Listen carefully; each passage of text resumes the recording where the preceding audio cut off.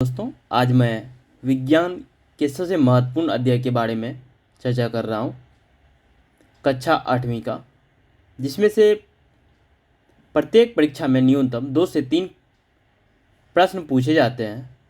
इसलिए यह सबसे महत्वपूर्ण है। तो चलिए बिना समय बर्बाद किए शुरू करते हैं। अध्याय संख्या 1। अध्याय का नाम फसल उत्पादन एवं प्रबंधन। ग्रीष्मावकाश में पहली एवं बूझो अपने चाचा के घर गए। उनके चाचा एक किसान हैं। एक दिन उन्होंने खेत में कुछ औजार देखे, जैसे कि खुरपी, दरांती, बेलचा। क्या होता है, पहेली और बूझो अपने चाचा के यहाँ जाती है समर वेकेशन में। तो उसने देखा कि एक दिन उनके खेत में, उनके चाचा एक किसान थे, तो एक दिन उन्होंने देखा कि खेत में कुछ औजार हैं, जैसे कि खुरपी, दराती, बेलचा, हल इत्यादि। मैं जानना चाहता हूं कि हम इन औजारों का उपयोग कहां और कैसे करें। पहेली और बूझो जो है, ये अपने चाचा से पूछती है कि मैं यह जानना चाहती हूँ कि इन औजारों का जो उपयोग है कहाँ और कैसे करते हैं। Okay, next. आप पढ़ चुके हैं कि सभी सजीवों को भोजन की आवश्यकता होती है। पौधे अपना भोजन स्वयं बना सकते हैं। क्या आपको याद है कि हरे पौधे अपना भोजन किस प्रकार संश्लेषित करते हैं? मनुष्य सहित सभी जंतु भोजन बनाने में असमर्थ हैं। तो जंतुओं के भोजन का स्रोत क्या है? तो यहाँ पे ध्यान रखने वाली बात है कि मनुष्य और जंतु, मनुष्य सहित सभी जंतु जो है भोजन बनाने में असमर्थ हैं, और पौधे अपना भोजन प्रकाश संश्लेषण के माध्यम से बना लेते हैं। Okay, next. परंतु हम भोजन ग्रहण ही क्यों करते हैं, ये क्वेश्चन पूछा जा रहा है। आप जानते हैं कि सजीव भोजन से प्राप्त ऊर्जा का उपयोग विभिन्न जैविक प्रक्रमों जैसे पाचन, श्वसन एवं उत्सर्जन के संपादन में करते हैं। जो सजीव होते हैं, जिसमें जान होती है, जिसमें डेवलपमेंट होती है, जो चल फिर सकते हैं, मतलब कुछ न कुछ एक्टिविटी करते हैं, तो सभी को भोजन की आवश्यकता होती है। और भोजन से क्या होता है, ऊर्जा का उपयोग, भोजन से ऊर्जा मिलता है और ऊर्जा का उपयोग विभिन्न जैविक प्रक्रमों में करते हैं, जैसे पाचन में डाइजेशन, श्वसन रिस्पिरेशन, उत्सर्जन एक्सक्रीशन। Okay, next. हम अपना भोजन पौधों अथवा जंतुओं या दोनों से ही प्राप्त करते हैं। जो मनुष्य है या जो भी जंतु है, ये अपना भोजन कहाँ से प्राप्त करते हैं, या तो पौधों से या जंतुओं से। तो ये ध्यान रखने वाली बात है, इसको आप ध्यान रख सकते हैं, याद रख सकते हैं। नेक्स्ट।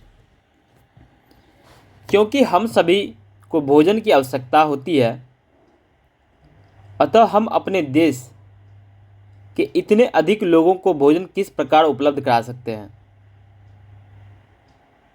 यहाँ पे क्वेश्चन पूछा जा रहा है कि हम सभी को, जितने भी जीव जंतु हैं, सभी को भोजन की आवश्यकता होती है। किस लिए? ऊर्जा के लिए। तो कहने का अर्थ ये है कि हम अपने देश में इतने अधिक लोगों, जो जनसंख्या धीरे धीरे बढ़ रही है, तो भोजन को किस प्रकार उपलब्ध करा सकते हैं? Got it? भोजन का बड़े स्तर पर उत्पादन करना आवश्यक है। जो भोजन है, क्योंकि जनसंख्या बढ़ रही है, जीव जंतु बढ़ रहे हैं, तो भोजन का बड़े स्तर पे उत्पादन, प्रोड्यूस करना बहुत ज़रूरी है, आवश्यक है। एक विशाल जनसंख्या को भोजन प्रदान करने के लिए इसका नियमित उत्पादन, उचित प्रबंधन एवं वितरण की आवश्यकता होती है। जो इतने लार्ज नंबर में जनसंख्या है, इतने लार्ज नंबर में जनसंख्या है, मनुष्य की पॉपुलेशन है, ह्यूमन पॉपुलेशन, इसको भोजन प्रदान करने के लिए हम क्या कर सकते हैं? नियमित उत्पादन, रेगुलर प्रोडक्शन, उचित प्रबंधन एवं वितरण आवश्यक है। जिसको जितना ज़रूरत है उसको उतना ही मिलना चाहिए, उसको उतना देंगे। और वितरण एक अच्छी पद्धति से, सोच समझ के,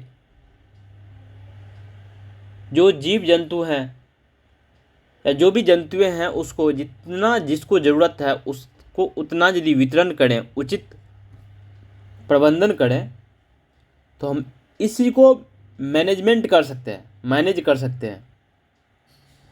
ओके, नेक्स्ट, कृषि पद्धतियाँ। लगभग 10,000 ईस्वी पूर्व तक मनुष्य घुमंतु थे। 10,000 ईस्वी पूर्व लगभग क्या थे? मनुष्य घुमंतु थे, मतलब एक जगह से दूसरे जगह घूमते रहते थे।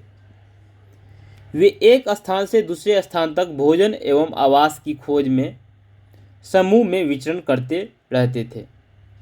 वे कच्चे फल और सब्जियां खाते थे और उन्होंने भोजन के लिए जंतुओं का शिकार करना प्रारंभ किया। मनुष्य क्या थे? घुमंतु थे, एक जगह से दूसरे जगह घूमते थे। किस लिए? भोजन के लिए और आवास के लिए। समूह बना के विचरण करते थे, मतलब घूमते थे समूह में। और मनुष्य क्या करते थे? कच्चे फल और सब्जियां खाते थे और उन्होंने भोजन के लिए जंतुओं का शिकार करना प्रारंभ किया। और बाद में क्या हुआ?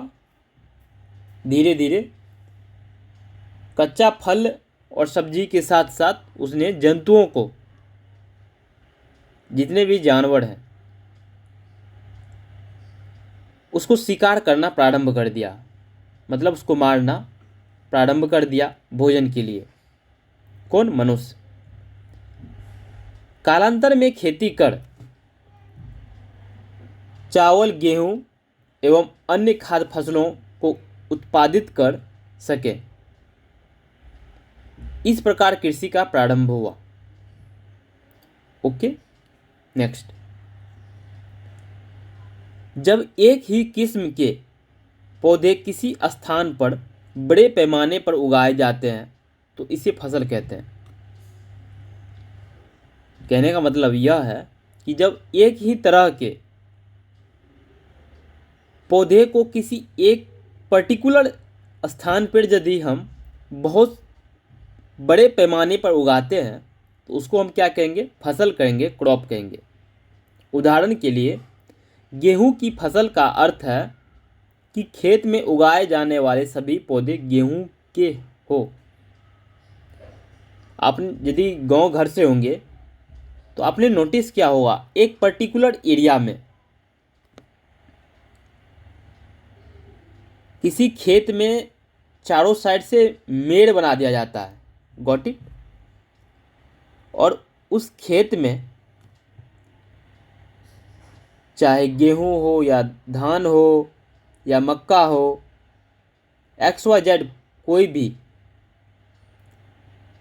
यदि सभी फसल एक जैसा ही हो, जैसे गेहूं है तो गेहूं गेहूं गेहूं ही, गेहूं के ही सारे पौधे होंगे।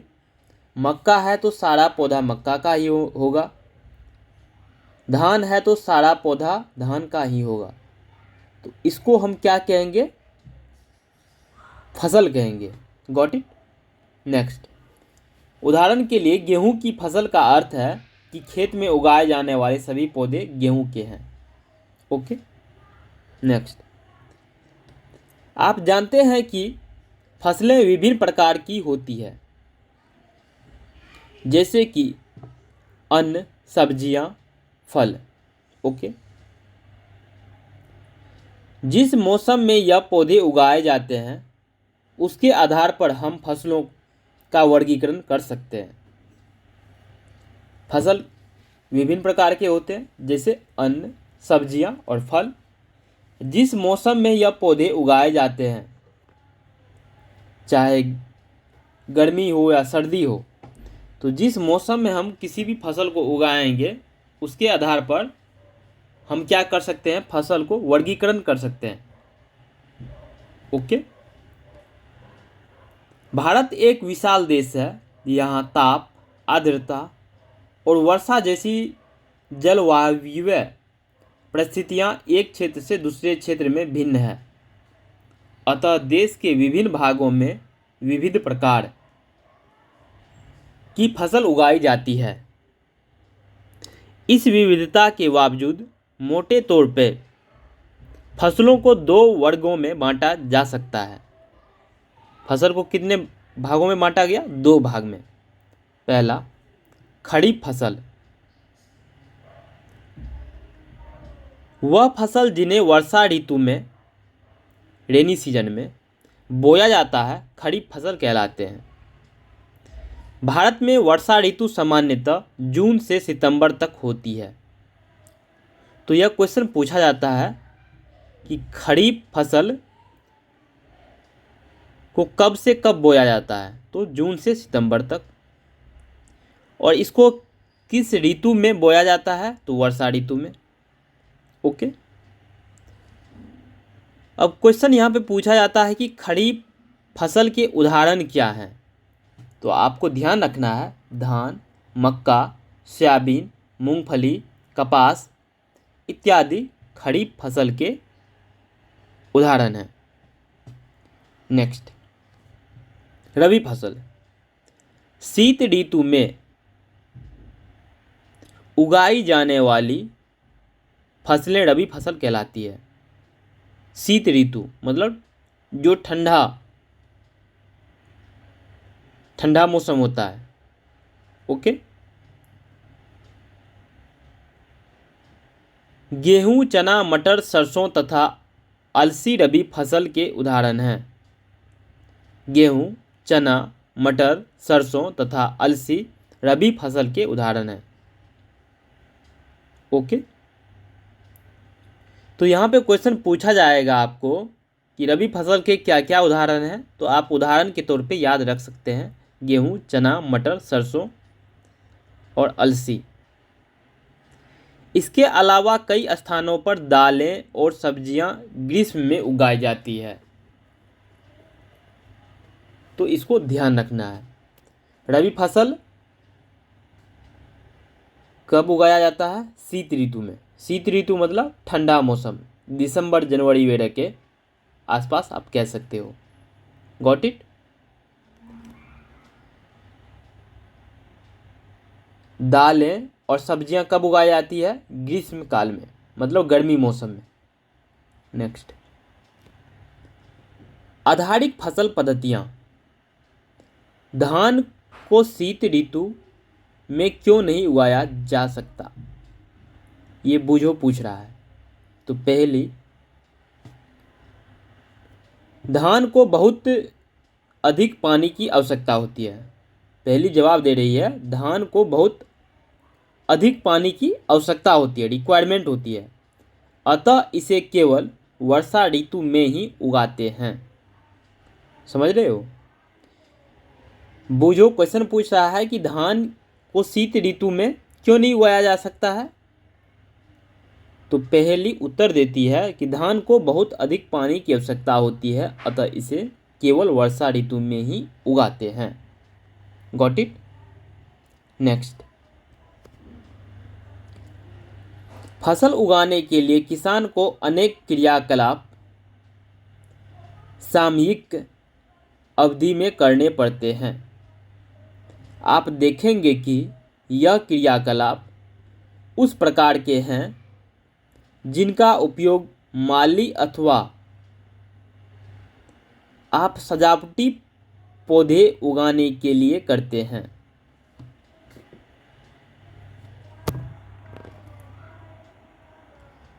यह क्रियाकलाप अथवा कार्य कृषि पद्धतियाँ कहलाते हैं। यह क्रियाकलाप आगे दिए गए हैं। यहाँ पे क्या कहा गया है? जिनका उपयोग माली अथवा आप सजावटी पौधे उगाने के लिए करते हैं। फसल उगाने के लिए किसान को अनेक क्रियाकलाप मतलब एक्टिविटी सामयिक अवधि में करने पड़ते हैं। आप देखेंगे कि यह क्रियाकलाप उस प्रकार के हैं जिनका उपयोग माली अथवा आप सजावटी पौधे उगाने के लिए करते हैं। Got it? यह क्रियाकलाप अथवा कार्य कृषि पद्धति कहलाते हैं। जैसे आप गांव घर में देखे होंगे या आप खुद भी, यदि घर को सजाना होता है या दरवाज़ों को सजाना होता है तो आप क्या करते हैं? छोटे छोटे पौधे दरवाजे के चारों साइड, दरवाजे के मेन गेट पे लगा देते हो। तो उसको कैसे लगाते हो? ऐसे नहीं लगा देते हो सडनली लगा दिए, पानी दे दिए, छोड़ दिए। उसको समय समय पे सींचना होता है, पानी डालना होता है समय समय पे। उसके आगे पीछे जो भी खरपतवार यदि उग जाए तो उसको हटाना होता है, उसको प्रॉपर ध्यान रखना होता है, जिससे क्या होती है? सुंदरता बढ़ती है और वो अच्छा दिखते हैं। Got it? ठीक उसी प्रकार कृषि पद्धति भी है। यदि कहीं पे किसी पर्टिकुलर एरिया में यदि कोई कृषि कर रहा है, खेती कर रहा है, तो उसको समय समय पे उसमें यदि अवांछनीय खरपतवार आ गया हो तो उसको हटाना होता है। यदि उसको समय समय पे पानी नहीं दिया जाएगा तो सूख जाएगा फसल, बंजर हो जाएगा वो भूमि। तो समय समय पे पानी दिया जाता है और एक अच्छा इन्वायरमेंट, एक अच्छा पर्यावरण, एक अच्छा से इसको ध्यान रखा जाता है, केयर किया जाता है प्रॉपर। Got it?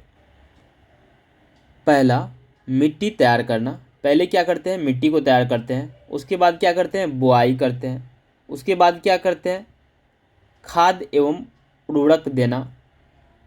उसके बाद क्या करते हैं? सिंचाई करते हैं। उसके बाद क्या करते हैं? खरपतवार से सुरक्षा। ओके। उसके बाद क्या करते हैं? कटाई करते हैं। उसके बाद क्या करते हैं? भंडारण करते हैं। यह एक प्रोसेस है, प्रक्रिया है। यदि हम कहीं पे पौधा लगाना है तो उससे पहले हमको क्या करना पड़ेगा? पहले मिट्टी को तैयार करना पड़ेगा। फिर उसके बाद हम क्या करेंगे? बुआई कर सकते हैं। उसके बाद उसको समय समय पे खाद वे डालना पड़ेगा। उसके बाद पानी की रिक्वायरमेंट होगी। उसके बाद यदि खरपतवार, उस फसल जो मैंने बोया है उसके अगल बगल में यदि खरपतवार आ गया तो उसको हटाना है, उससे फसल को नुकसान हो जाएगा। इसलिए फसल को सुरक्षा प्रदान करना है खरपतवार से। उसके बाद क्या करेंगे? उसको समय पे कटाई भी करना है। उस फसल को कटाई करने के बाद उसको स्टोरेज, भंडारण करने की भी आपके पास व्यवस्था होनी चाहिए। स्टोरेज क्यों करेंगे? जितना दिन उस फसल को हमको यूज करना है, खाने के लिए, खुद या मवेशी को खिलाने के लिए, या कभी कभी स्टोरेज हम इसलिए भी करते हैं क्योंकि उसे हम एज अ बीज, गॉट इट, उस फसल को हम बीज समझ के उसको स्टोर करके रखते हैं। क्योंकि अगला समय में यदि हमको उसी फसल को बोना होगा, उसी से फल बनाना होगा, पौधा बनाना होगा, तो उसका हम क्या करेंगे? उपयोग कर सकते हैं। नेक्स्ट, मिट्टी तैयार करना। फसल उगाने से पहले मिट्टी तैयार करना प्रथम चरण है। मिट्टी को पलटना तथा इसे पोला बनाना कृषि का अत्यंत महत्वपूर्ण कार्य है। इससे जड़ें भूमि में गहराई तक जा सकती है। ओके, पोली मिट्टी में गहराई में धसी जड़ें भी सरलता से श्वसन कर सकती है। पोली मिट्टी किस प्रकार पौधों की जड़ों को सरलता से श्वसन करने में सहायक है। नेक्स्ट, पोली मिट्टी में रहने वाले केंचुओं और सूक्ष्म जीवों की वृद्धि करने में सहायक करती है। यह जीव किसानों के मित्र हैं क्योंकि यह मिट्टी को और पलटकर पोला करते हैं तथा ह्यूमस बनाते हैं। परंतु मिट्टी को पलटना और पोला करना क्यों आवश्यक है? आप पिछली कक्षाओं में पढ़ चुके हैं कि मिट्टी में खनिज, जल, वायु तथा कुछ सजीव होते हैं। मिट्टी में क्या होते हैं? खनिज, जल, वायु तथा कुछ सजीव होते हैं। Got it? इसको ध्यान रखना है। इसके अतिरिक्त मृत पौधे एवं जंतु भी मिट्टी में पाए जाने वाले जीवों द्वारा अपघटित होते हैं। इस प्रक्रम में मृत जीवों में पाए जाने वाले पोषक मिट्टी में नियुक्त होते हैं। यह पोषक पौधों द्वारा अवशोषित किए जाते हैं। ओके, नेक्स्ट, क्योंकि ऊपरी परत में कुछ सेंटीमीटर की मिट्टी ही पौधे की वृद्धि में सहायक होते हैं, जो अर्थ है। Got it? इस पे जो मिट्टी है, मिट्टी के कुछ परत ही कुछ सेंटीमीटर तक ही क्या करते हैं? मिट्टी जो है पौधे की वृद्धि में सहायक, हेल्पफुल होते हैं। इसे उलटने पलटने और पोला करने से पोषक पदार्थ ऊपर आ जाते हैं और पौधे इन पोषक पदार्थों का उपयोग कर सकते हैं। अतः मिट्टी को उलटना पलटना एवं पोला करना फसल उगाने के लिए अत्यंत महत्वपूर्ण है। Got it? मिट्टी को उलटने पलटने एवं पोला करने की प्रक्रिया जुताई कहलाती है। जो मिट्टी को ऊपर नीचे करते हैं, उलटने पलटने मतलब ऊपर नीचे करना, किससे करते हैं? या तो खुरपी वगैरह से करते हैं या हल के द्वारा करते हैं। Got it? तो इसको हम क्या कहेंगे? जुताई कहेंगे। इसे हल चला कर करते हैं। इसको कैसे किया जाता है? हल के द्वारा। Got it? इसको आप देख सकते हो यहाँ पे। हल लकड़ी अथवा लोहे के बने होते हैं। हल किसके बने होते हैं? या तो लकड़ी के या लोहे के। यदि मिट्टी अत्यंत सूखी है तो जुताई से पहले इसे पानी देने की आवश्यकता भी पड़ सकती है। यदि मिट्टी हार्ड है, सूखी है, तो जुताई से पहले हम क्या करेंगे? उसमें पानी देंगे। Got it? जुते हुए खेत में मिट्टी के बड़े बड़े ढेले भी हो सकते हैं। इन्हें एक पाटल की सहायता से तोड़ना आवश्यक है। ओके, बुआई एवं सिंचाई के लिए खेत को समतल करना आवश्यक है। यह कार्य पाटल द्वारा किया जाता है। Got it? कभी कभी जुताई से पहले खाद दी जाती है। कभी कभी क्या होता है? जुताई करने से पहले क्या किया जाता है? खाद डाला जाता है खेत में। इससे जुताई के समय खाद मिट्टी में भली भांति मिल जाती है। ओके, बुआई से पहले खेत में पानी दिया जाता है। जब हम बुआई करते हैं उससे पहले हमको क्या करना होगा? पानी डालना होगा खेत में। Got it.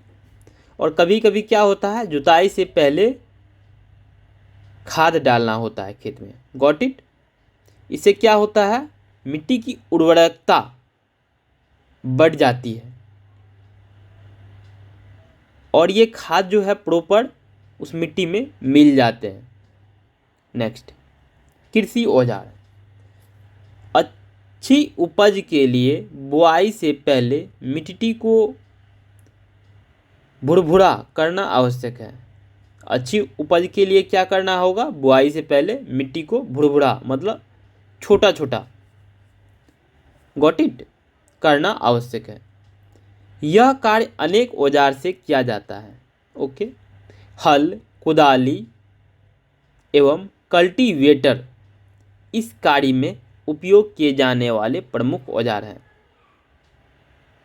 समझ रहे हो। यदि मिट्टी को भुरभुरा करना है तो इसके लिए हमें कौन सा औजार की आवश्यकताएं होगी, या तो हल का आप उपयोग कर सकते हैं, या कुदाली का उपयोग कर सकते हैं, या कल्टीवेटर का उपयोग कर सकते हैं। ये प्रमुख औजार हैं। Got it. नेक्स्ट, हल।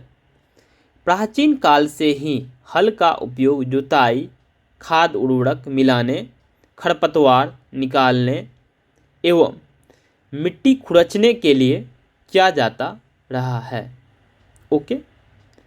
प्राचीन समय से, प्राचीन काल से, ओके, एंशियंट टाइम से ही हल का उपयोग किस चीज़ के लिए करते हैं, जुताई के लिए, खाद उर्वरक मिलाने के लिए, खरपतवार निकालने के लिए, मिट्टी को खुरचने के लिए हम यूज करते हैं किसी का, हल का। यह औजार लकड़ी का बना होता है। हल किसका बना होता है, लकड़ी का बना होता है, जिसे बैलों की जोड़ी अथवा अन्य पशुओं, घोड़े, ऊंट की सहायता से खींचा जाता है। इस औजार को कैसे खींचा जाता है, कैसे चलाया जाता है, तो इस औजार को जो कि लकड़ी का बना होता है, इसको बैलों की जोड़ी मतलब 2 बैल की सहायता से, या 2 घोड़े की सहायता से, या 2 ऊंट की सहायता से हम क्या करते हैं, इस हल को खींचते हैं। इसमें लोहे की मजबूत तिकोने पत्ती होती है जिसे फाल कहते हैं। Got it. इसको आप देख सकते हो, ये तिकोना लगा हुआ है, इसको हम क्या कहेंगे, फाल कहेंगे। ये लकड़ी में लगा हुआ रहता है। हल का मुख्य भाग, जो हल का मुख्य भाग है, लंबी लकड़ी का बना होता है जिसे हल शाफ्ट कहते हैं। ओके। जिसके एक सिरे पर हैंडल होता है। ओके, ये देख सकते हो एक हैंडल लगा हुआ है, तथा दूसरा सिरा जोत के डंडे से जुड़ा होता है, जिसे बैलों की गर्दन के ऊपर रखा जाता है। एक जोड़ी बैल या एक आदमी इसे सरलता से चला सकता है। Got it. चित्र 1.1 में आप देख सकते हैं, ये बैल क्या कर रहा है, ये हल को खींच रहा है। Got it. नेक्स्ट, कुदाली। यह एक सरल औजार है जिसका उपयोग खरपतवार निकालने एवं मिट्टी को पोला करने के लिए किया जाता है। इसमें लकड़ी अथवा लोहे की छड़ होती है, जिसके एक सिरे पर लोहे को चौड़ी और मुंडी प्लेट। Got it. ये फिगर 1.1b में कुदाली को आप देख सकते हैं, लगी होती है, जो ब्लेड की तरह कार्य करती है। इसका दूसरा सिरा पशुओं द्वारा खींचा जाता है। 1.1b में देख सकते हो आप। Next, cultivator. आजकल जुताई ट्रैक्टर द्वारा संचालित कल्टीवेटर से की जाती है। अभी मॉडर्न के समय में कैसे करते हैं जुताई, कल्टीवेटर के द्वारा। जो कि ट्रैक्टर के द्वारा संचालित किया जाता है। कल्टीवेटर के उपयोग से श्रम एवं समय दोनों की बचत होती है। कल्टीवेटर के उपयोग से क्या होता है? श्रम मतलब मजदूरी और समय दोनों की बचत होती है। चित्र 1.1c में कल्टीवेटर को ट्रैक्टर द्वारा चलाते हुए आप देख सकते हैं। नेक्स्ट, बुआई। बुआई फसल उत्पादन का सबसे महत्वपूर्ण चरण है। बोने से पहले अच्छी गुणवत्ता वाले बीजों का चयन किया जाता है। अच्छी गुणवत्ता वाले बीज अच्छी किस्म के साफ एवं स्वस्थ बीज होते हैं। किसान अधिक उपज देने वाले बीजों को प्राथमिकता देता है। Got it? किसान जो है किसको प्राथमिकता देता है? अच्छी उपज देने वाली बीज को। बोने से पहले अच्छी गुणवत्ता वाले बीजों का चयन किया जाता है। यदि हम कोई भी फसल को बुआई करते हैं उससे पहले हमको क्या करना होगा? बीज का चयन जो करना है उसकी क्या गुणवत्ता है, क्वालिटी है, उसको हमको पता करना होगा, देखना होगा। अच्छी किस्म और साफ एवं स्वस्थ बीज अधिक उपज देगी। Got it? नेक्स्ट, बीजों का चयन। एक दिन मैंने, ये पहली बोल रही है, एक दिन मैंने अपनी माँ को देखा कि माँ चने के कुछ बीज एक बर्तन में रखकर उसमें कुछ पानी डाल रही है। कुछ मिनट पश्चात कुछ बीज पानी के ऊपर तैरने लगे। मुझे आश्चर्य हुआ कि कुछ बीज पानी के ऊपर क्यों तैरने लगा। ये पहेली जो है एक दिन देखती है कि उसकी माँ जो है चने को बर्तन में डालती है और उसमें पानी डालती है। तो कुछ देर के बाद, कुछ मिनट के बाद उसने देखा, पहेली ने, कि उसमें कुछ बीज जो है पानी के ऊपर तैरने लगा। तो इसको आश्चर्य लगा पहेली को कि आखिर में ऐसा क्यों हुआ। Got it? क्रियाकलाप। 1.1, एक बीकर लेकर इसे पानी से आधा भरिए। इसमें एक मुट्ठी गेहूं के दाने डालकर भली भांति हिलाइए। कुछ समय प्रतीक्षा कीजिए। एक बीकर में क्या करना है? एक मुट्ठी गेहूं डालना है, उसमें पानी डालना है और इसको हिलाना है। उसके बाद थोड़ा देर के बाद उसको क्या करना है? देखना है, ऑब्जर्व करना है। कुछ समय की प्रतीक्षा कीजिए। क्या कुछ बीज जल के ऊपर तैरने लगते हैं? क्या? जो बीज पानी में बैठ जाते हैं वे हल्के हैं या भारी हैं? आपको ऑब्जर्व करना है कि जो पानी में बैठ गया बीज, गेहूं के दाना, वह हल्का है या भारी है? इसको ऑब्जर्व करना है, देखना है।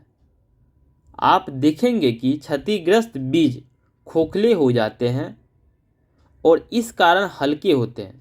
आपको पता होगा कि जो क्षतिग्रस्त बीज होते हैं वो खोखले होते हैं, अंदर में खाली खाली होता है। इस कारण वह क्या होते हैं? हल्के हो जाते हैं, अतः यह जल पर तैरने लगते हैं। Got it? नेक्स्ट, अच्छे और स्वस्थ बीजों को क्षतिग्रस्त बीजों से अलग करने की यह एक अच्छी विधि है। Got it? नेक्स्ट, बुआई से पहले बीज बोने के औजारों के बारे में जानना आवश्यक है। चित्र 1.2a और b। नेक्स्ट, परंपरागत औजार। परंपरागत रूप से बीजों की बुआई में इस्तेमाल किया जाने वाला औजार कीप के आकार का होता है। चित्र 1.2a, बीजों को कीप के अंदर डालने पर यह 2 या 3 कीली सिर वाले पाइपों से गुजरते हैं। ये सिर मिट्टी को भेद कर बीज को स्थापित कर देते हैं। Got it? इसी को ध्यान रखना है। यहाँ पे आप चित्र 1.2 ए में देख सकते हैं बीज बोने का पारंपरिक तरीका। Got it? चित्र 1.2 बीम सीड ड्रिल। आजकल बुआई के लिए ट्रैक्टर द्वारा संचालित सीड ड्रिल चित्र 1.2 बी में आप देख सकते हैं का उपयोग होता है। आजकल बुआई के लिए किसका उपयोग होता है? सीड ड्रिल का, जो कि ट्रैक्टर के द्वारा होता है। इसके द्वारा बीजों में समान दूरी एवं गहराई बनी रहती है। यह सुनिश्चित करना है कि बुआई के बाद बीज मिट्टी द्वारा ढक जाए। इसी पे ध्यान रखना है कि बुआई के बाद क्या हो, बीज मिट्टी द्वारा ढक जाए। Got it? इससे पक्षियों द्वारा बीजों से होने वाले नुकसान को रोका जा सकता है। नहीं तो पक्षियां क्या करेंगे, सारे बीज को चुन के खा लेंगे, तो इससे क्या होगा, नुकसान होगा। सीड ड्रिल द्वारा बुआई करने से समय एवं श्रम दोनों की बचत होती है। सीड ड्रिल द्वारा यदि हम बुआई करते हैं तो समय के साथ साथ श्रम दोनों की बचत होती है, मजदूर की बचत होती है। Got it? नेक्स्ट, मेरे विद्यालय के समीप एक पौधशाला नर्सरी है। मैंने देखा कि पौधे छोटे छोटे थैलों में रखे हैं। वे इस प्रकार क्यों रखे गए हैं? ये कौन पूछ रहा है? बूझो पूछ रहा है। Got it? तो इसका उत्तर कौन देगा? पहेली देगा। धान जैसे कुछ पौधों के बीजों को पहेली पौधशाला में उगाया जाता है। पौधे तैयार हो जाने पर उन्हें हाथों द्वारा खेत में रोपित कर देते हैं। कुछ वनीय पौधे एवं पुष्पी पौधे भी पौधशाला में उगाए जाते हैं। Got it? पौधों को अत्यधिक घने होने से रोकने के लिए बीजों के बीच आवश्यक दूरी होना अत्यंत महत्वपूर्ण है। क्या महत्वपूर्ण है? पौधों को अत्यधिक घना, मतलब एक ही जगह बहुत सारे पौधा नहीं बो देना है, उससे भी नुकसान होती है।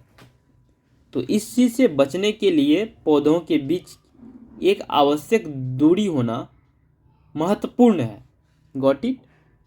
इससे पौधों को सूर्य का प्रकाश, पोषक एवं जल पर्याप्त मात्रा में प्राप्त होता है। यदि हम किसी भी पौधा को एक सर्टेन डिस्टेंस पे, एक नियमित डिस्टेंस पे यदि हम बोते हैं तो इसे क्या होगा, पौधा को सूर्य का प्रकाश और पोषक तत्व और जल पर्याप्त मात्रा में मिलेगा। अधिक घनेपन को रोकने के लिए कुछ पौधों को निकालकर हटा दिया जाता है। अधिक घना न हो जाए इसलिए क्या करते हैं, कभी कभी कुछ पौधे को हटा देते हैं। नेक्स्ट, खाद एवं उर्वरक मिलाना। वे पदार्थ जिन्हें मिट्टी में पोषक स्तर बनाए रखने के लिए मिलाया जाता है उन्हें खाद एवं उर्वरक कहते हैं। वह पदार्थ जिन्हें मिट्टी में, सॉइल में पोषक स्तर बनाए रखने के लिए मिलाया जाता है उसे हम क्या कहेंगे, खाद कहेंगे या उर्वरक कहेंगे। ये बूझो कहता है, मैंने एक खेत में उगने वाली स्वस्थ फसल पौधों को देखा, जबकि पास के खेत में पौधे कमजोर थे। कुछ पौधे अन्य पौधों की तुलना में ज़्यादा अच्छी तरह से क्यों उगते हैं? ये क्वेश्चन पूछ रहा है कौन, बूझो। मिट्टी फसल को खनिज पदार्थ प्रदान करती है। यह पोषक पौधों की वृद्धि के लिए आवश्यक है। कुछ क्षेत्रों में किसान खेत में एक के बाद दूसरी फसल उगाता रहता है। खेत कभी भी खाली नहीं छोड़े जाते हैं। कल्पना कीजिए कि पोषकों का क्या होता है। Got it? नेक्स्ट, लगातार फसलों के उगने से मिट्टी में कुछ पोषकों की कमी हो जाती है। ओके, इस क्षति को पूरा करने हेतु किसान खेतों में खाद देते हैं। यह प्रक्रम खाद देना कहलाता है। अपर्याप्त खाद देने से पौधे कमज़ोर हो जाते हैं। क्या होता है? यदि हम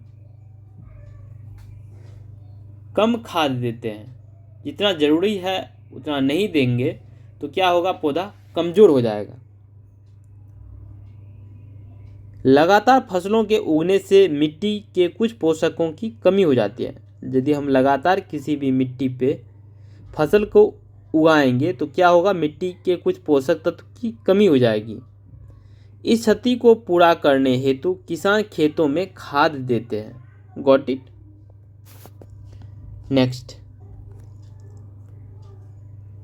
खाद एक कार्बनिक जैविक पदार्थ है जो कि पौधों या जंतु अपशिष्ट से प्राप्त होती है। किसान पादप एवं जंतु अपशिष्टों को एक गड्ढे में डालते जाते हैं तथा इसका अपघटन होने के लिए खुले में छोड़ देते हैं। अपघटन कुछ सूक्ष्म जीवों द्वारा होता है। अपघटित पदार्थ खाद के रूप में उपयोग किया जाता है। आप कक्षा 6 में वर्मी कंपोस्टिंग अथवा केचुए द्वारा खाद तैयार करने के विषय में पढ़ चुके होंगे। जब आप वर्ग 6 में होंगे तो आप पढ़े होंगे वर्मी कंपोस्टिंग और केचुए द्वारा खाद तैयार करने के विषय में।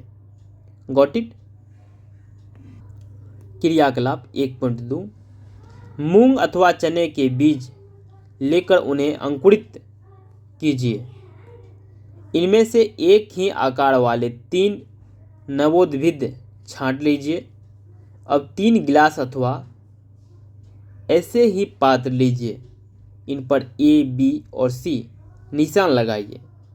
गिलास ए में थोड़ी सी मिट्टी लेकर इसमें थोड़ी सी गोबर की खाद मिलाइए। गिलास ए में क्या करना है? थोड़ा मिट्टी डालना है और इसमें थोड़ा सा गोबर मिलाना है।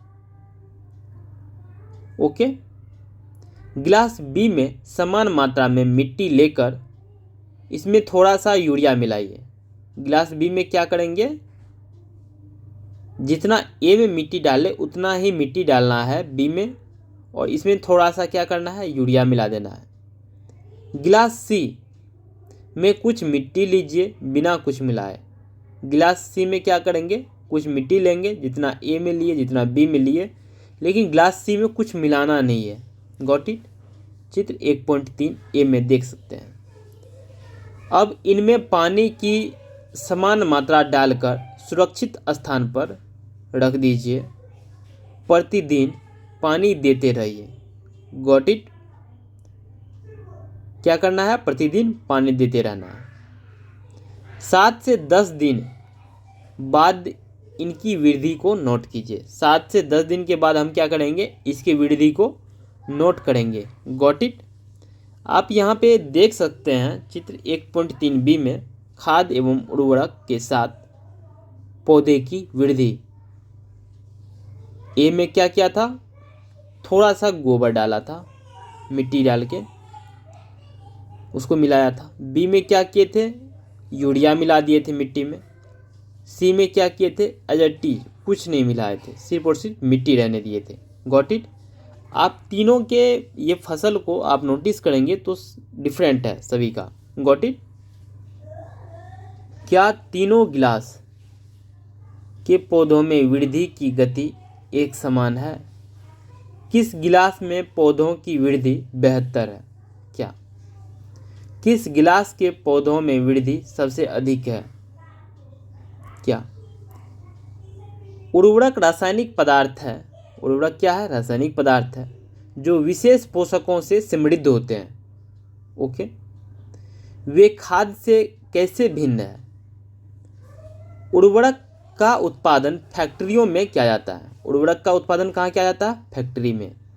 उर्वरक के कुछ उदाहरण हैं: urea, ammonium sulphate, super phosphate, potash, NPK, nitrogen, phosphorus, potassium. Got it? इनके उपयोग से किसानों को गेहूं, धान तथा मक्का जैसे फसलों की अच्छी उपज प्राप्त करने में सहायता मिलती है। यदि हम ये उर्वरक का उपयोग करते हैं, urea, ammonium sulphate, super phosphate, potash, NPK, nitrogen, phosphorus, potassium, यदि हम इसका उपयोग करते हैं तो क्या होता है? किसानों को गेहूं, धान तथा मक्का जैसी फसलों की अच्छी उपज प्राप्त करने में सहायता मिलती है। परंतु उर्वरकों के अत्यधिक उपयोग से मिट्टी की उर्वरता में कमी आ जाती है। लेकिन क्या होता है, यदि हम ये उर्वरक का यदि ज़्यादा उपयोग करेंगे तो मिट्टी की जो फर्टिलिटी है, उर्वरकता है, वो खत्म हो जाएगी, कमी आ जाएगी। नेक्स्ट, यह जल प्रदूषण का भी स्रोत बन गए हैं। ये उर्वरक जो है, ये क्या हुआ है? जल प्रदूषण, जो पानी होता है, इसमें भी प्रदूषण की मात्रा बढ़ गई है। अतः मिट्टी की उर्वरता बनाए रखने के लिए हमें उर्वरकों के स्थान पर जैविक खाद का उपयोग करना चाहिए। इसलिए हमें क्या करना चाहिए? मिट्टी की उर्वरता, फर्टिलिटी बनाए रखने के लिए हमें उर्वरक के जगह पे क्या यूज करना चाहिए? जैविक खाद का उपयोग करना चाहिए। अथवा दो फसलों के बीच में खेत को कुछ समय के लिए बिना कुछ उगाए छोड़ देना चाहिए। नहीं तो ऐसा भी कर सकते हैं, यदि हम दो फसल किए उसके बाद क्या करेंगे? कुछ समय के लिए बिना कुछ उगाए फसल खेत में छोड़ देंगे। मतलब खेत में कुछ दिन के लिए कुछ नहीं करना है, छोड़ देना। दो फसल किए, फिर उसके बाद कुछ दिन छोड़ देंगे, फिर उसके बाद शुरू करेंगे। इससे भी क्या होगी? फर्टिलिटी मेंटेन रहेगी, बना रहेगी। Got it? नेक्स्ट, खाद के उपयोग से मिट्टी के गठन एवं जल अवशोषण क्षमता में भी वृद्धि होती है। ओके, इससे मिट्टी में सभी पोषकों की प्रतिपूर्ति हो जाती है। Got it? नेक्स्ट, मिट्टी में पोषकों की प्रतिपूर्ति का अन्य तरीका है फसल चक्रण। मिट्टी में पोषक को प्रतिपूर्ति करने का अन्य तरीका क्या है? फसल चक्रण। यह एक फसल के बाद खेत में दूसरे किस्म की फसल एकांतर क्रम में उगाकर किया जा सकता है। Got it? पहले उत्तर भारत में किसान फलीदार चारा एक ऋतु में उगाते थे तथा गेहूं दूसरी ऋतु में। पहले क्या करते थे किसान? फलीदार चारा जो भी हैं एक ऋतु में उगाते थे तथा गेहूं दूसरी ऋतु में उगाते थे। इससे मिट्टी में नाइट्रोजन का पुनः पूरण होता रहता है। किसानों की इस पद्धति को अपनाने के लिए प्रोत्साहित किया गया है। Got it? नेक्स्ट, पिछली कक्षाओं में आप राइजोबियम बैक्टीरिया के विषय में पढ़ चुके होंगे। पिछली कक्षा में आपने क्या पढ़ा होगा? राइजोबियम बैक्टीरियम के बारे में, राइजोबियम बैक्टीरिया के बारे में।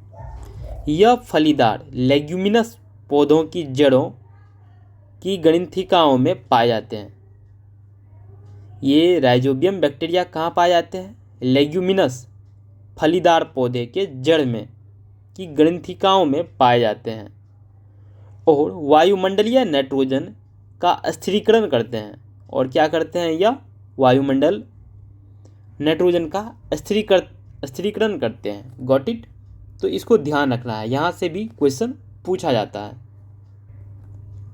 सारणी 1.1 उर्वरक एवं खाद में अंतर। उर्वरक क्या है? उर्वरक एक अकार्बनिक लवण है, जबकि खाद एक प्राकृतिक पदार्थ है जो गोबर, मानव अपशिष्ट एवं पौधों के अवशेष के विघटन से प्राप्त होता है। उर्वरक का उत्पादन फैक्ट्रियों में किया जाता है, जबकि खाद का उत्पादन खाद खेतों में बनाई जा सकती है। उर्वरक से मिट्टी का ह्यूमस प्राप्त नहीं होती है, जबकि खाद से मिट्टी को ह्यूमस प्रचुर मात्रा में प्राप्त होती है। उर्वरक में पादप पोषक जैसे कि नाइट्रोजन, फास्फोरस तथा पोटेशियम प्रचुरता में होती है, जबकि खाद में पादप पोषक तुलनात्मक रूप से कम होते हैं। Got it? सारणी 1.1 में उर्वरक एवं खाद के बीच अंतर बताए गए हैं। खाद के लाभ। जैविक खाद उर्वरक की अपेक्षा अधिक अच्छी मानी जाती है। इसका मुख्य कारण है, खाद के क्या लाभ है? जैविक खाद उर्वरक की अपेक्षा अधिक अच्छी मानी जाती है। जो जैविक खाद होते हैं उर्वरक के कंपैरेटिवली अच्छा माना गया है। इसका क्या कारण है? इससे मिट्टी में जल धारण क्षमता में वृद्धि होती है। ओके, नेक्स्ट, इसमें मिट्टी भुरभुरी एवं सरंध्र हो जाती है, जिसके कारण गैस विनिमय सरलता से होता है। नेक्स्ट, इससे मित्र जीवाणुओं की संख्या में वृद्धि हो जाती है। ओके, नेक्स्ट, इस जैविक खाद से मिट्टी का गठन सुधर जाता है। Got it? तो इसको ध्यान रखना है। नेक्स्ट, सिंचाई। जीवित रहने के लिए प्रत्येक जीव को जल की आवश्यकता होती है। जीवित रहने के लिए किसी की आवश्यकता होती है? जल की। पौधे के फूल, फल एवं बीज की वृद्धि एवं परिवर्धन के लिए जल का विशेष महत्व है। पौधे की जड़ों द्वारा जल का अवशोषण होता है, जिसके साथ खनिजों एवं उर्वरकों का भी अवशोषण होता है।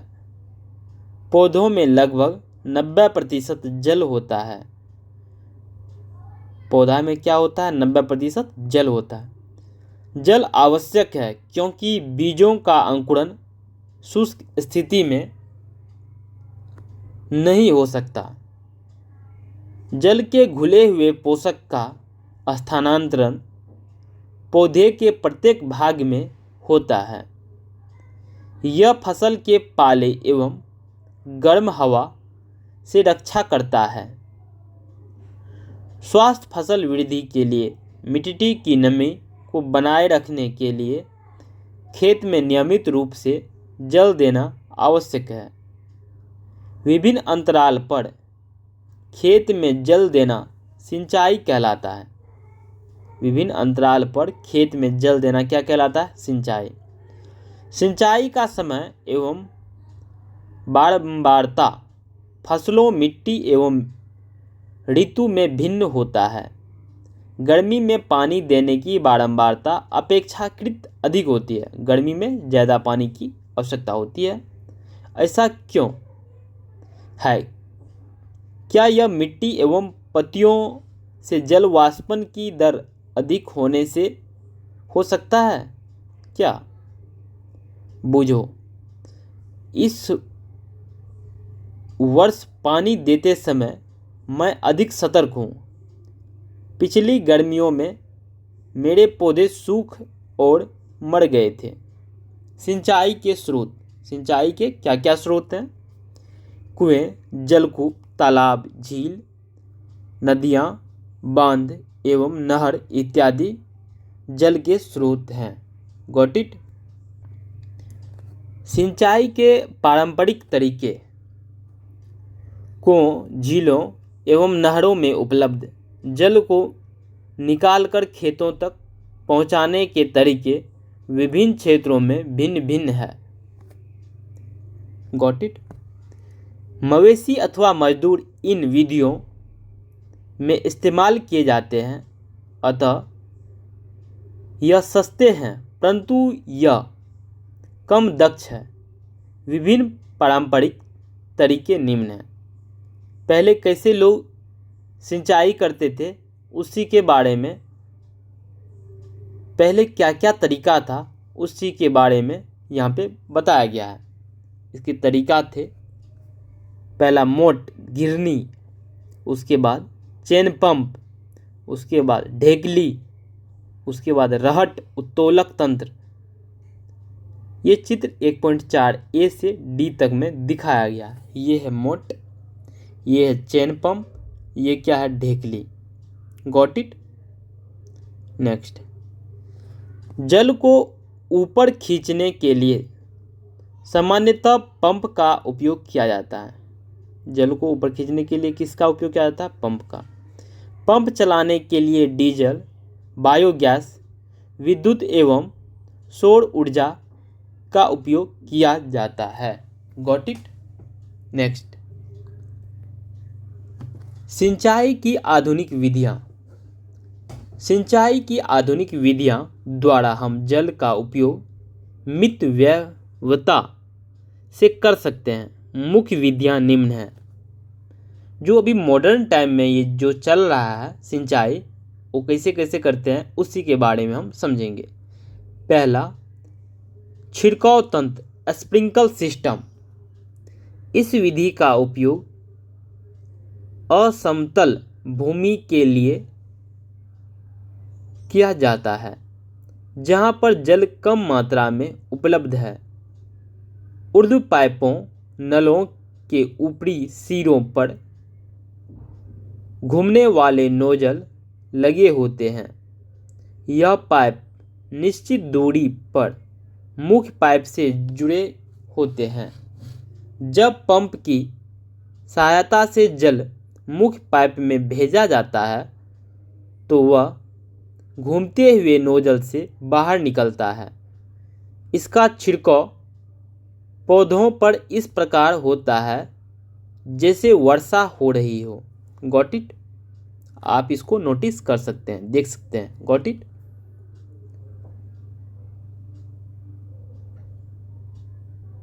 इसका छिड़काव पौधों पर इस प्रकार होता है जैसे वर्षा हो रही हो। छिड़काव बलुई मिट्टी के लिए अत्यंत उपयोगी है। ये जो छिड़काव है किसके लिए अत्यंत उपयोगी है? बलुई मिट्टी के लिए। नेक्स्ट, ड्रिप तंत्र, ड्रिप सिस्टम। इस विधि में जल बूंद बूंद करके पौधों की जड़ों में गिरता है, अतः इसे ड्रिप तंत्र कहते हैं।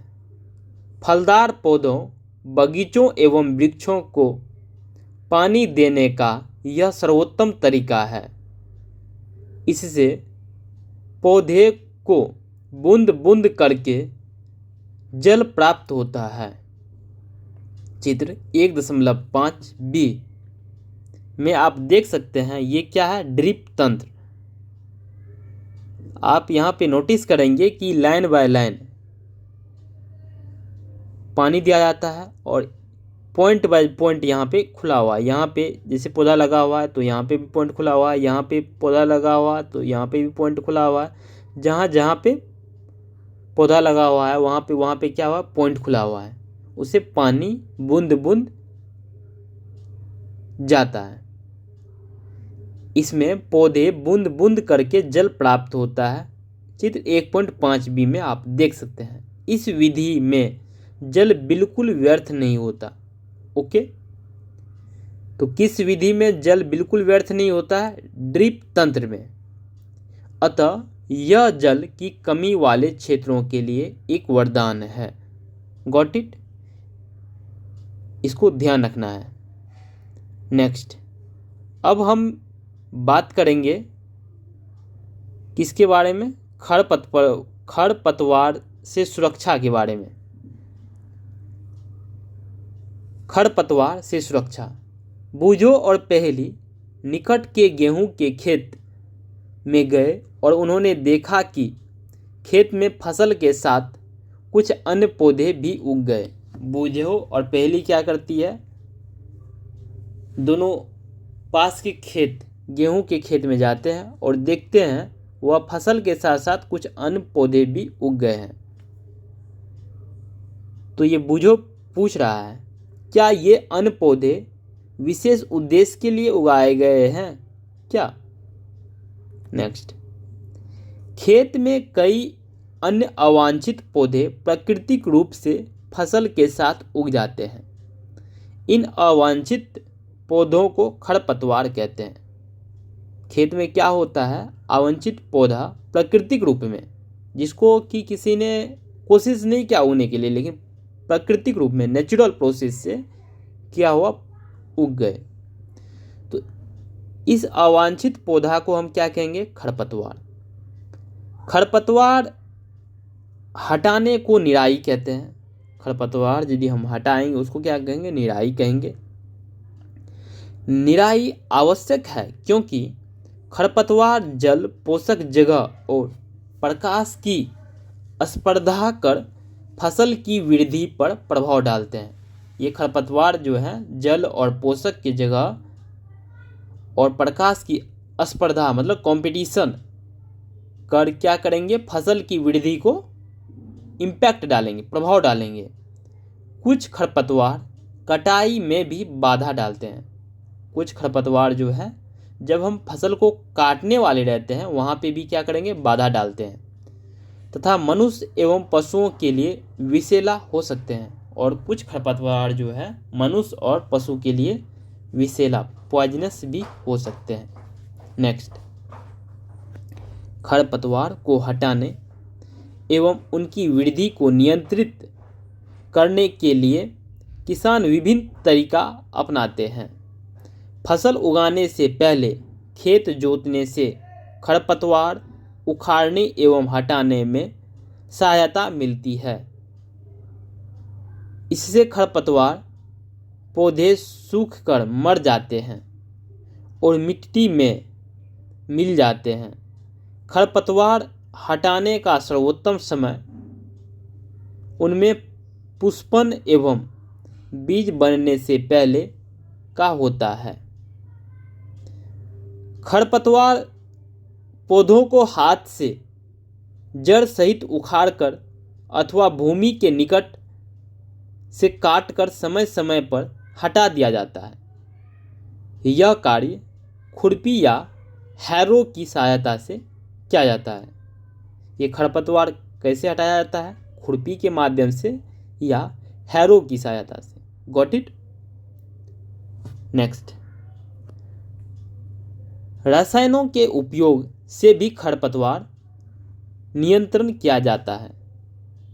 रासायन, कुछ केमिकल के उपयोग करके हम क्या कर सकते हैं, खरपतवार पे नियंत्रण कर सकते हैं, जिन्हें खरपतवारनाशी कहते हैं, वीडीसाइड कहते हैं। Got it.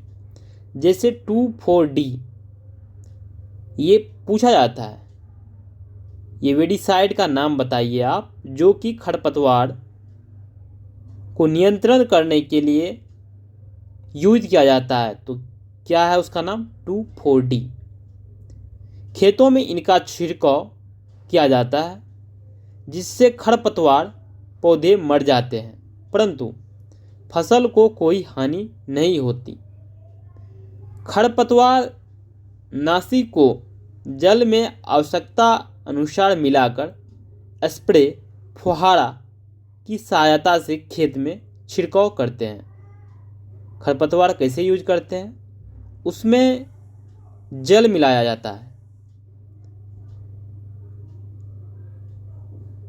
एक रेशियो के अकॉर्डिंग उसमें क्या किया जाता है, खरपतवारनाशी जो दवा होते हैं उसमें जल मिलाया जाता है एक रेशियो मिक्स करके, और वो जो मिक्स करके बनाया जाता है उसको फसल पे स्प्रे किया जाता है।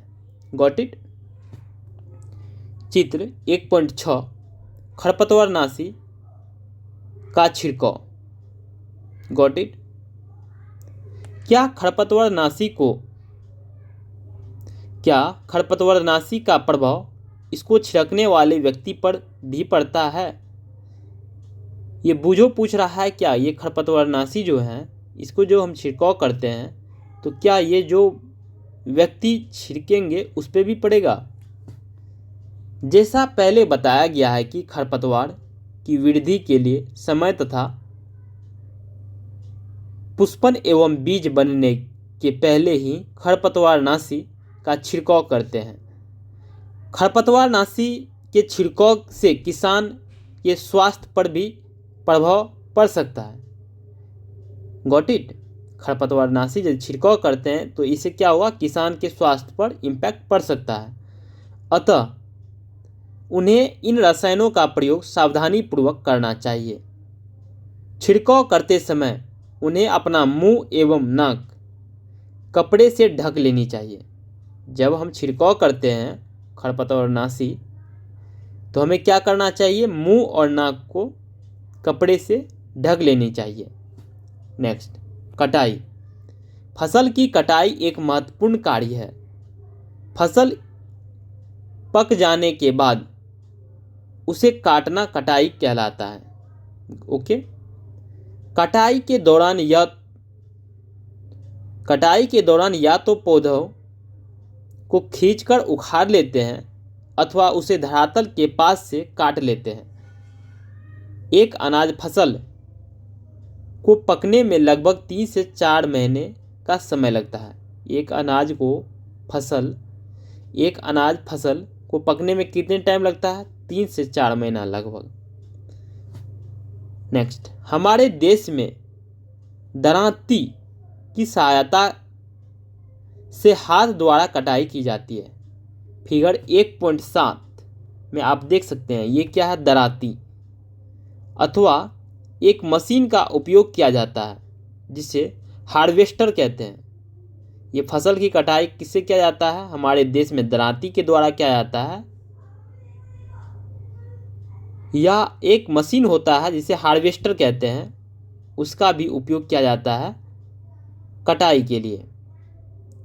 काटी गई फसल से बीजों दानों को भूसे से अलग करना होता है, इसे थ्रेसिंग कहते हैं। यह कार्य कॉम्बाइन मशीन द्वारा किया जाता है। चित्र 1.8 जो वास्तव में हार्वेस्टर और थ्रेशर का संयुक्त रूप है। यहाँ पे आप देख सकते हो कॉम्बाइन, यहाँ पे थ्रेशर और हार्वेस्टर दोनों का क्या है, संयुक्त रूप है। मतलब कटाई भी हो रही है, साथ में दाना भी सेपरेट हो रहा है, थ्रेशरिंग का भी काम हो रहा है। छोटे खेत वाले किसान अनाज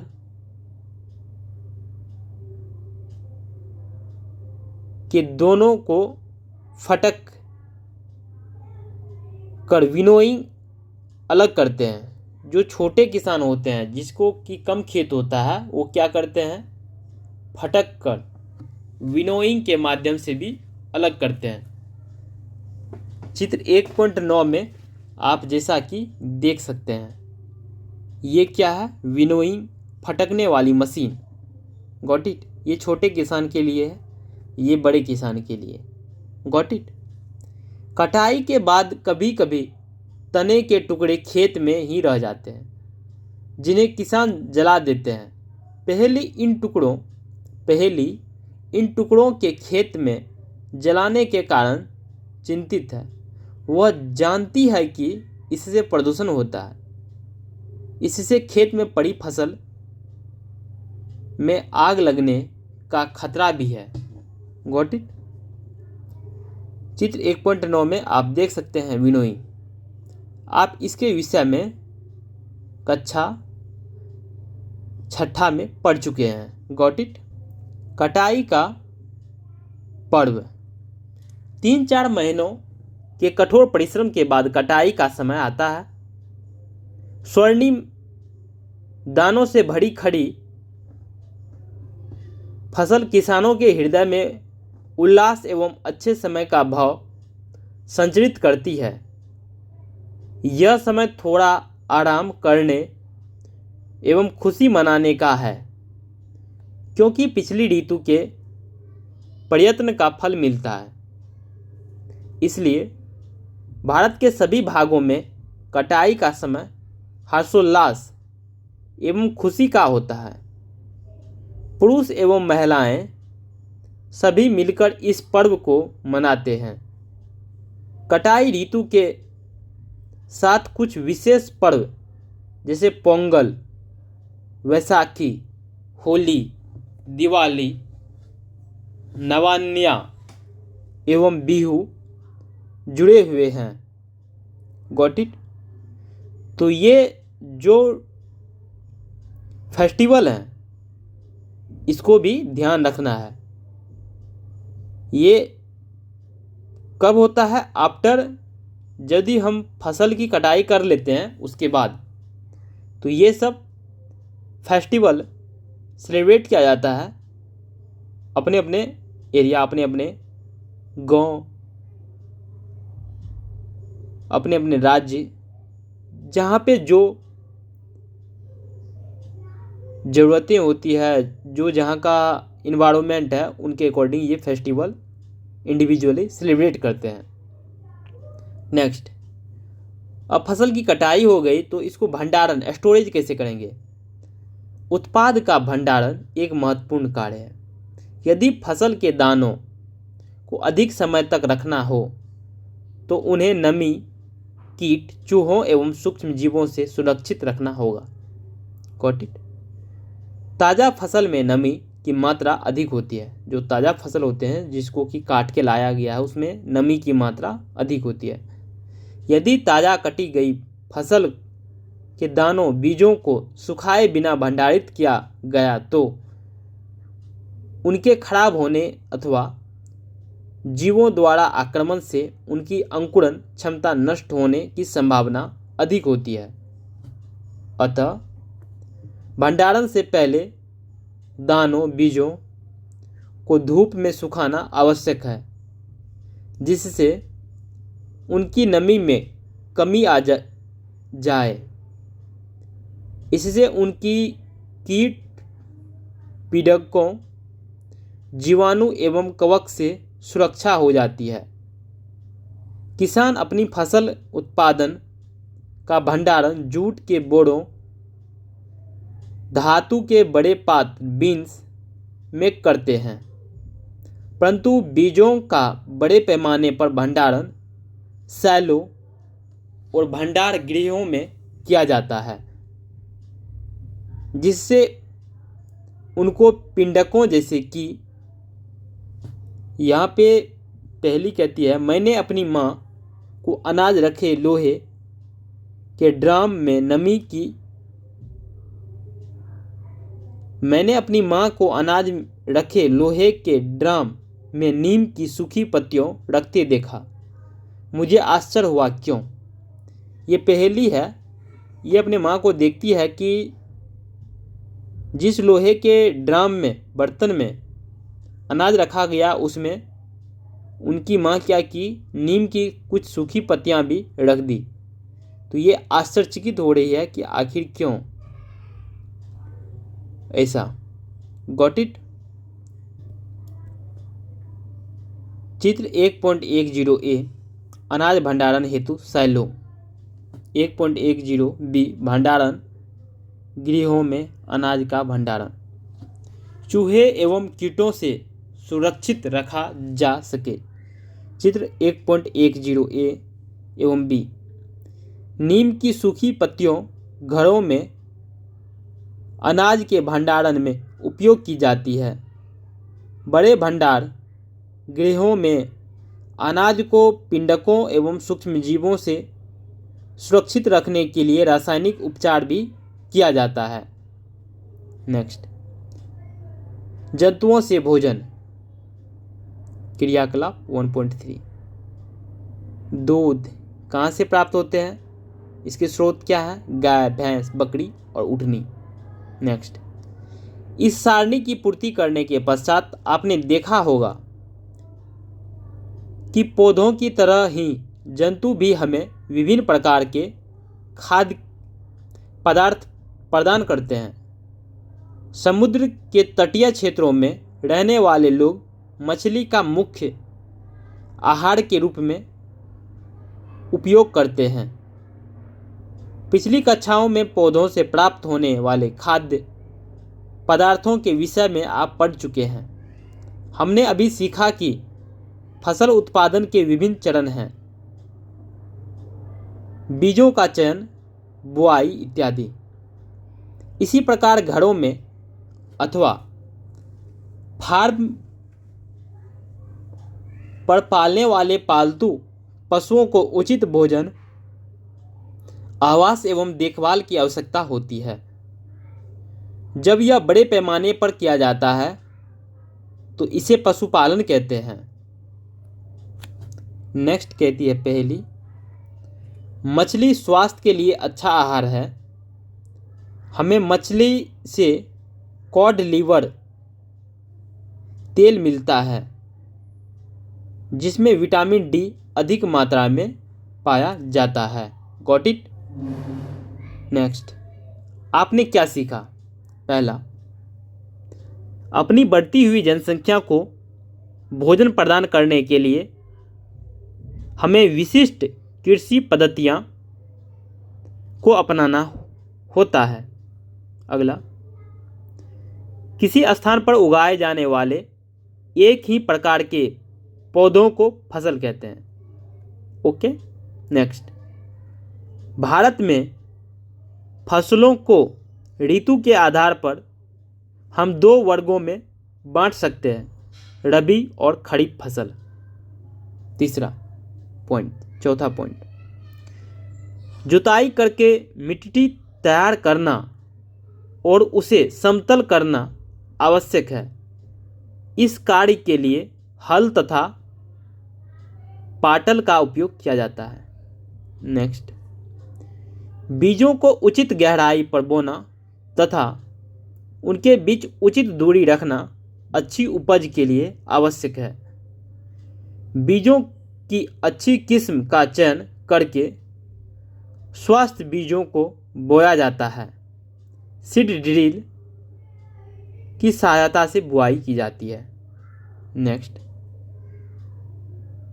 मिट्टी में पोषकों की समृद्ध और पुनः पूर्ति की आवश्यकता होती है, जिसे कार्बनिक खाद तथा उर्वरक के उपयोग से किया जाता है। फसलों की नई किस्मों के आने से रासायनिक उर्वरकों के उपयोग में बहुत वृद्धि हुई है। नेक्स्ट, उचित समय एवं अंतराल पर फसल को जल देना सिंचाई कहलाता है। नेक्स्ट, निराई में अवांछित एवं बिना उगाए पौधों को हटाया जाता है, जिन्हें खरपतवार कहते हैं। नेक्स्ट, कटाई का अर्थ है पकी हुई फसल को हाथों या मशीनों से काटना। नेक्स्ट, दानों को भूसे से अलग करना थ्रेसिंग कहलाता है। नेक्स्ट,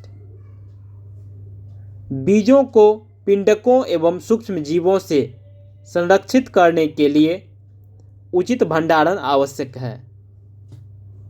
नेक्स्ट और लास्ट, पशुओं को पालकर भी खाद्य पदार्थ प्राप्त किया जाता है, इसे पशुपालन कहते हैं। कुछ प्रमुख शब्द यहाँ पे हैं, आप इसे देख सकते हैं। तो धन्यवाद फ्रेंड्स, उम्मीद है कि आपने कुछ नया सीखा होगा। तो धन्यवाद। मैं आज की इस कक्षा को, इस वर्ग को, इस वीडियो में मैं इसको ख़त्म करता हूँ। बहुत बहुत धन्यवाद। राधे राधे।